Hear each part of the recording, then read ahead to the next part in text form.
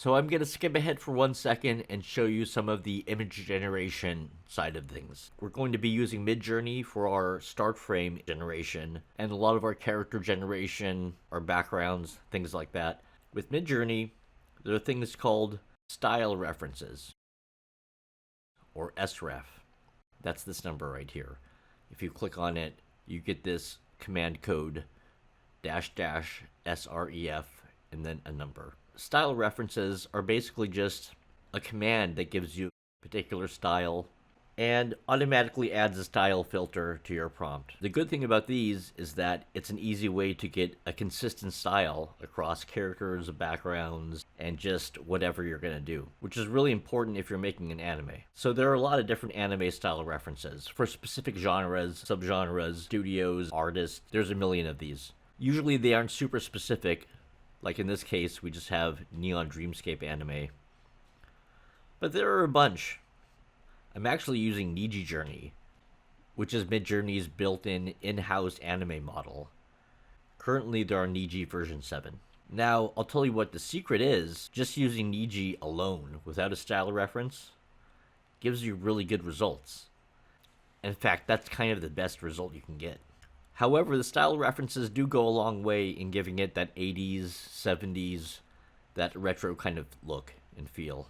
You can even go and give it like a psychedelic aesthetic, like something like that, but I'll probably keep it more to a retro look. I already have my style reference worked out. I don't really have to fish for it, I don't really have to search for it, but I highly suggest that if you're building your own show, your own movie, your own project from scratch, spend some time in finding the right style reference and just the right style in general that you want to work within. You really don't want to be jumping around and using too many different visual styles within the same project. It just won't look right. But there's nothing wrong with that either. I definitely think that there's room to mix visual styles and to use different visual styles within the same project. There's nothing wrong with that, and that happens a lot, to be honest. I think people who are too critical of that are just nitpicking. But for the most part, just for your own sanity, if you're using Midjourney, you want to research style references, pick something that you like, and go with that. Now, more importantly, I'm going to show you how I organize files, and this is really important. So really all I'm doing is creating a new folder. We're going to call this new anime. We're going to call it that. Inside of this folder, I'm going to make two other folders. One for video and one for audio. And inside of my video folder, I'm going to make a folder for upscale.